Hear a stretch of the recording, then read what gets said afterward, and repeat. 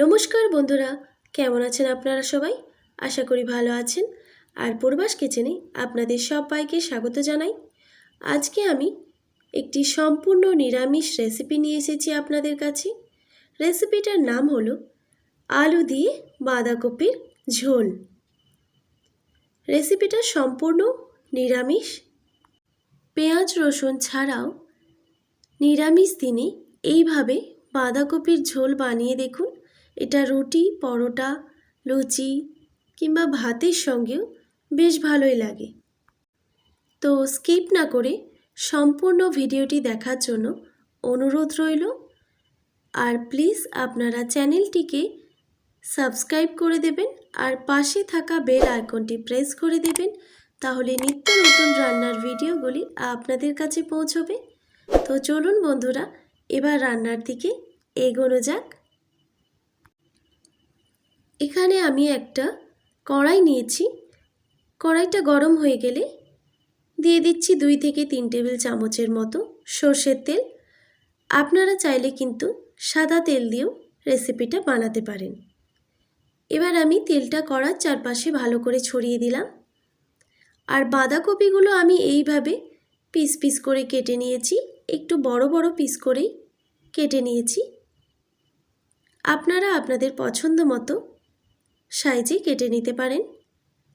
এবার আমি এখানে বাঁধাকপিগুলো ভেজে নেব। দিয়ে দিচ্ছি স্বাদ মতো নুন আর সামান্য একটু হলুদের গুঁড়ো। নুন আর হলুদটা দিয়ে ভালো করে বাঁধাকপিগুলোকে ভেজে নিতে হবে। বাঁধাকপির কাঁচা গন্ধটা যেমন একটুও না থাকে, সেইভাবে বাঁধাকপিগুলোকে ভেজে নিতে হবে। আপনারা বাড়িতে এইভাবে অবশ্যই একবার হলেও ট্রাই করে দেখবেন। নিরামিষ দিনেও যে এত সুন্দর একটা রেসিপি বানানো যায়, সেটা আপনারা প্রথম থেকে শেষ পর্যন্ত রেসিপিটা দেখলে বুঝতে পারবেন। দেখুন, কথা বলতে বলতে বাঁধাকপিটা ভাজা হয়ে গেছে। এবার এটা আমি নামিয়ে নেব। বাঁধাকপিটা ভাজতে আমার টাইম লেগেছে 5 থেকে 6 মিনিট। এবার বাঁধাকপিটা আমি নামিয়ে ওই কড়াইটায় ভালো করে ধুয়ে বসিয়ে দিয়েছি। তারপর কড়ার মধ্যে দিয়ে দিলাম 2 টেবিল চামচ সরিষার তেল। তেলটা গরম হয়ে গেলে আমি এখানে কয়েকটা আলু এইভাবে কেটে নিয়েছিলাম। এখানে আমি আলুগুলো ভেজে নেব।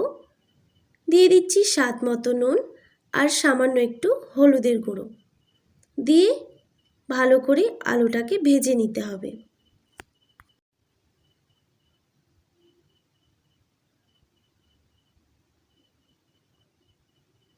এখন গ্যাসের ফ্লেমটা মিডিয়াম টু হাইতে রেখে আলুগুলো আমি ভেজে নেব।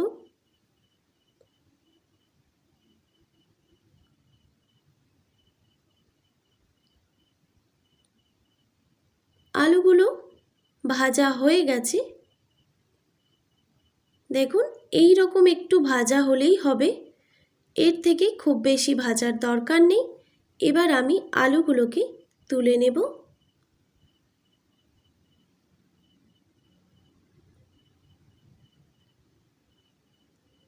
আলুগুলো আমি তুলে নিয়েছি। তারপর আবারও আমি 1 টেবিল চামচের মতো সরিষার তেল দিয়ে দিলাম। তেলের মধ্যে দিয়ে দিচ্ছি একটা গোটা তেজপাতা আর সামান্য একটু ফোড়নে দিচ্ছি গোটা জিরে। এবার জিরেটা ভাজা হওয়া পর্যন্ত অপেক্ষা করব। যখন জিরে থেকে একটা সুন্দর গন্ধ বের হবে, এবার আমি দিয়ে দিচ্ছি সামান্য একটু কসুরি মেথি। হাতে করে এইভাবে একটু ম্যাশ করে দিচ্ছি। তারপর দিয়ে দিচ্ছি সামান্য একটু হিং। যেহেতু আমি নিরামিষ রান্না করছি, সেই জন্যই হিংয়ের ব্যবহার করলাম। আর দিয়ে দিচ্ছি 1 টেবিল চামচ আদা বাটা। এবার হিং আর আদাটাকে ভেজে নিতে হবে একটু। আপনারা যদি পেঁয়াজ রসুন দিয়ে বানাতে চান, তাহলে সেক্ষেত্রে আর হিংয়ের প্রয়োজন পড়বে না। তারপর দিয়ে দিচ্ছি 1 টেবিল চামচ জিরে বাটা, আপনারা চাইলে জিরে গুঁড়ো ব্যবহার করতে পারেন, সামান্য একটু জলও দিয়ে দিলাম।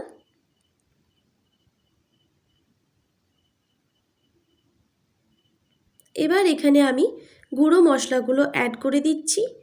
দিয়ে দিলাম 1 টেবিল চামচ হলুদের গুঁড়ো,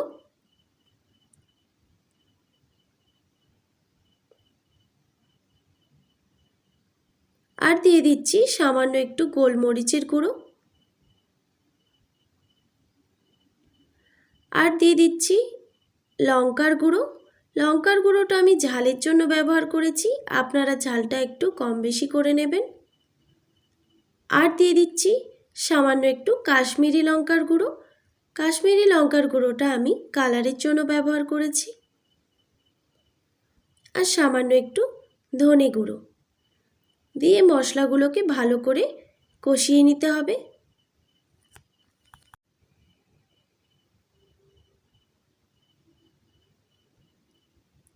এবার এখানে আমি দিয়ে দিচ্ছি স্বাদ মতো নুন,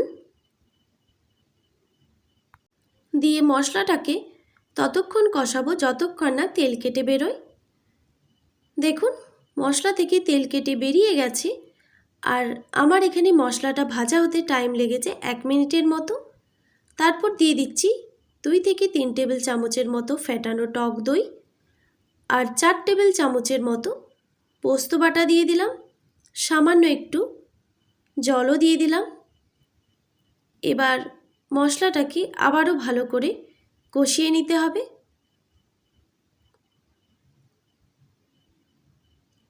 যেমন পোস্তর কাঁচা গন্ধটা চলে যায়। এখানে আমি স্বাদের ব্যালেন্সটা ঠিক রাখার জন্য সামান্য একটু চিনি ব্যবহার করেছি। আপনাদের যদি পছন্দ না হয় তাহলে স্কিপ করে দিতে পারেন। আর দিয়ে দিচ্ছি সামান্য একটু মটরশুঁটি। মশলার সঙ্গে মটরশুঁটিটা ভালো করে ভেজে নিচ্ছি।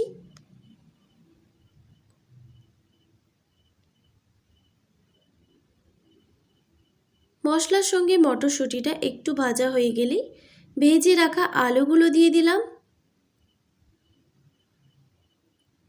আলুর সঙ্গে যখন মশলাটা ভালো করে মিশিয়ে যাবে, এবার আমি এখানে ভেজে রাখা বাঁধাকপিটাও দিয়ে দিলাম। তারপর মশলার সঙ্গে ভালো করে আবারও একবার কষিয়ে নিচ্ছি। এবার এখানে আমি জল অ্যাড করছি। এখানে আমি গরম জল ইউজ করেছি। আপনারা জলের পরিমাণটা কমিয়ে বা বাড়িয়ে দিতে পারেন। আমি যেহেতু এটা রুটির সঙ্গে পরিবেশন করব, সেই জন্য জলের পরিমাণটা আমি একটু কমই দিলাম। ঠিক মাখো মাখো হবে সেই রকম আমি জলটা দিয়েছি। এবার একটা ঢাকনা দিয়ে ঢেকে দিলাম কিছুক্ষণের জন্য। প্রায় 5-7 মিনিট পর আমি ঢাকনাটা সরিয়ে নিলাম। এবার দেখব বাঁধাকপি আর আলুটা ঠিকমতো সুসেদ্ধ হয়েছে কিনা। বাঁধাকপিটা সেদ্ধ হয়ে গেছে আর আলুটাও খুব ভালো করে সেদ্ধ হয়ে গেছে। এবার এখানে আমি দিয়ে দিচ্ছি 2টো কাঁচা লঙ্কা চেরা, আর এখানে দিয়ে দিচ্ছি সানরাইজের গরম মশলার গুঁড়ো। খুবই সামান্য আমি গরম মশলার গুঁড়ো ব্যবহার করলাম।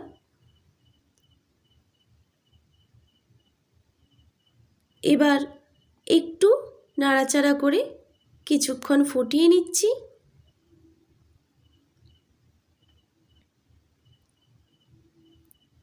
কিছুক্ষণ ফুটিয়ে নেওয়ার পর আমি ওপর থেকে ধনেপাতা কুচি ছড়িয়ে দিচ্ছি, খুবই সামান্য।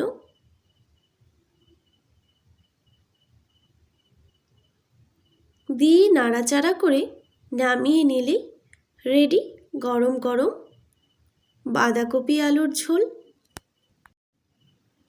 রেডি হয়ে গেল বাঁধাকপি আলুর ঝোল। এবার আপনারা রুটি, পরোটা, লুচি কিংবা ভাতের সঙ্গেও এইভাবে পরিবেশন করতে পারেন। আজকের রেসিপি আপনাদের কেমন লাগলো অবশ্যই কমেন্ট করে জানাবেন। আর যদি ভালো লেগে থাকে তাহলে সাবস্ক্রাইব করে দেবেন আর শেয়ার করতে ভুলবেন না। আর পাশে থাকা বেল আইকনটি প্রেস করে দেবেন, তাহলে নিত্য নতুন রান্নার ভিডিওগুলি আপনাদের কাছে পৌঁছবে। ভালো থাকবেন, সুস্থ থাকবেন। দেখা হচ্ছে নতুন কোনো রেসিপি নিয়ে। আজকের মতো এইটুকুই। আর এতক্ষণ আমার সঙ্গে থাকার জন্য আপনাদের সকলকে অনেক ধন্যবাদ।